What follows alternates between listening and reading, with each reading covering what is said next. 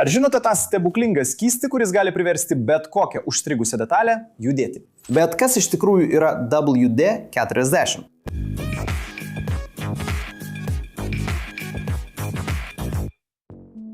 Sveiki, inžinerijos entuziastai! Šiandien pakalbėsime apie produktą, kurį beveik visi turi namuose, tačiau daugelis tiksliai nežino, kas tai yra arba kaip jis veikia.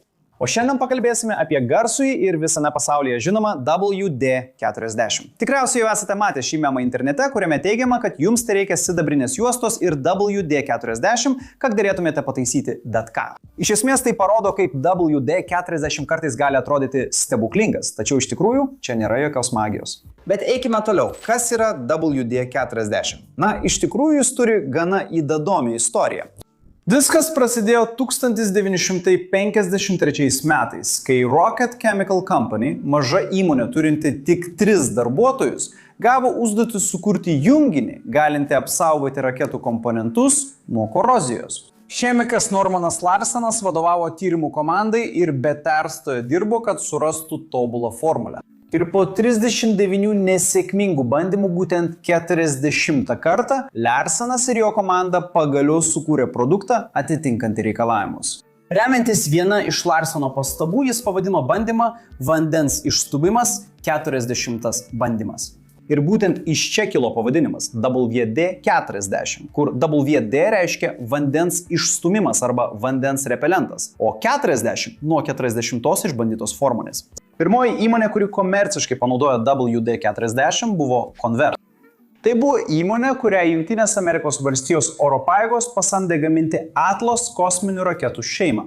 Pirmoji raketa buvo SM-65 Atlas, kuri buvo pirmoji Jungtinės Amerikos valstijos tarpžemyninė balistinė raketa. Vadinama tarpžemyninė balistinė raketa, tai reiškia tarpžemyninė balistinė raketa. WD-40 galėjo atstumti drėgmę, užkirsti kelią oksidacijai ir net sutepti metalinės dalis, todėl jis tapo idealiu produktu naudoti aviacijoje ir kosmose. Tačiau Rocket Chemical Company nesitikėjo tokios didelės sėkmės savo sukurto produkto. Produktas, kuris tuo metu buvo naudojamas raketose, pradėjo būti naudojamas ir kitoms reikmėms.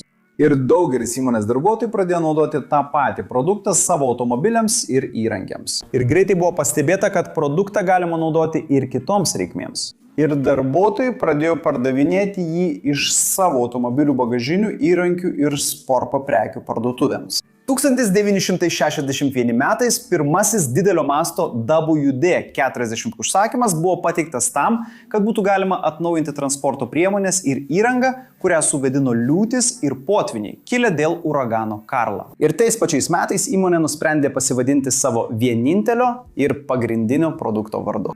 Ir Rocket Chemical Company tapo WD-40 ir netrukus jų produktas jau pradėjo atsirasti parduotuvių lentynose. Bet kokia tiksliai yra WD-40 formulė? Čia slypi viena gudrybė. Taip yra todėl, kad WD-40 sudėtis yra labai gerai saugoma komercinė paslaptis. Tačiau mes galime nustatyti keletą detalių apie jo sudedamąsias dalis ir savybės. Tai yra kelių cheminių junginių mišinys, daugiausia angliavandeniliai. Formulės pagrindą sudaro mineralinė alyva ir naftos tirpiklių derinys, kurie padeda užtikrinti jos veiksmingumą. Šis junginių rinkinys daro jį idealiu pasirinkimu apsaugoti ir užkirsti kelią medžiagų oksidacijai nuo drėgmės. Ir tai yra puiku metalinėms detalėms bei elektros komponentams, kurie yra veikiami oksidacijos. Taigi, jei norite apsaugoti metalinę detalę, jis tinka. Tačiau jei detalė jau pradėjo oksiduotis, galite jį naudoti, kad sustabdytumėte procesą ir sudarytumėte apsauginį sluoksnį ant medžiagos. Tačiau jo funkcija yra šiek tiek platesnė. Viena žinomiausių WD-40 funkcijų yra jo gebėjimas sutepti judančias dalis. Tai įmanoma dėl aliejų ir priedų, kurie sumažina trintį ir leidžia sklandžiai judėti tokioms dalims kaip vyrių, buolių ir krumpliaračių komponentai. Kadangi jis turi itin mažą klampumą, WD-40 gali prasiskverbti į plyšius ir siauras vietas. Tai daro jį veiksmingą atlaisvinant surūdijusius varžtus ir prižiūrint sunkiai pasiekiamas dalis. Ir galiausiai jis taip pat veikia kaip riebalų šalinantis priedas, kitaip tariant, tai puiki valymo priemonė. Jis lengvai pašalina riebalus, alyvą ir net lipnias medžiagas, tokias kaip klijai nuo paviršių, tai palengvinamas įrankių ir įrangos priežiūrą bei valymą. Aš pats naudoju WD-40, kad pašalinčiau tuos lipdukus, kurie prilimpa prie automobilių. Ir net tas juodas dėmes ant kėbulo, kai pravažiuoja gatve, kuri ką tik buvo išasfaltuota ar atnaujinta. Šis savybių derinys daro WD-40 itin universaliu produktu, naudojamu labai plačiai, nuo buitinės priežiūros iki pramoninių ir automobilių srities panaudojimo. Bet kur tiksliai galima naudoti WD-40? Na, jei manęs paklaustumėte, visur. Aš negaliu gyventi be tokios skardinėlės čia. Kaip jau minėjau, galite jį naudoti paviršių apsaugai, rūdžių šalinimui, paviršių sutepimui ir netgi aliejų bei riebalų šalinimui. Aš asmeniškai mėgstu juo patepti visus įrankius, kuriuos naudoju, kad apsaugočiau nuo korozijos. Be to, naudoju jį kaip tepalą bet kuriai vyriui, kuri girgžda kaip vaiduoklį namuose. Tačiau, nors jis ir yra universalus, jis nėra tinkamas viskam, ką tik galite sugalvoti. Pavyzdžiui, jis dažnai naudojamas kaip tepalas, bet tai nereiškia, kad jis yra tinkamiausias visų rūšių sutepimui. Kai kuriais atvejais reikia naudoti aliejų su didesniu klampumu, kad būtų užtikrintas geresnis sutepimas. Yra žmonių, kurie netgi sakė, kad jis geras kaip dezodorantas ar net kaip kvepalai. Na, kiekvienas turi savo skonį, bet aš nežinau, iš kur žmonės sugalvoja tokius išradimus. Turbūt tie patys žmonės pila ploviklį į betoną, pila litrą vandens ant elektros skaitiklio, kad sumažintų sąskaitą už elektrą. Ir montuoja vandenilio komplektą į vidaus degimo variklį turintį automobilį. Aš turiu problemėlę. Bet įdėkime toliau.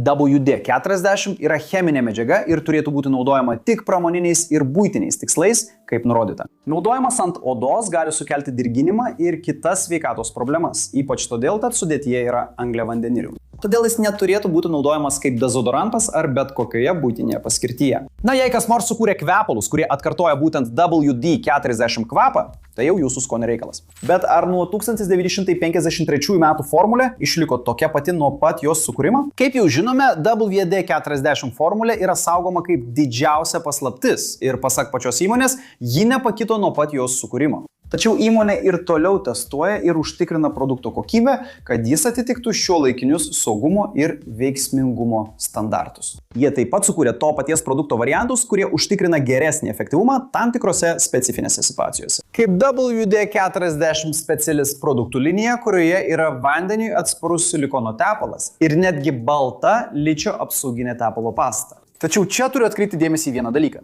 Kadangi WD-40 pagrindas yra angliavandeniliai, tai yra pavojinga ir degi medžiaga.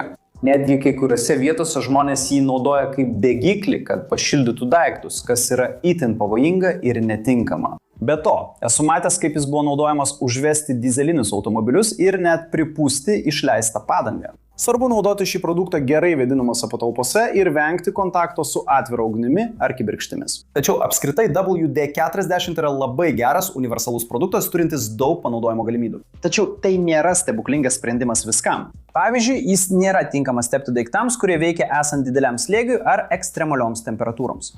Kai kurie žmonės jį naudoja elektroninių komponentų valymui ir apsaugai. Tačiau jį reikia naudoti saikingai, nedideliais kiekiais ir svarbiausia, kai įranga yra išjungta ir atjungta nuo maitinimo šaltinio. Jis yra geras apsaugoti ir užkirsti kelią drėgmei kontaktuose grandinėse.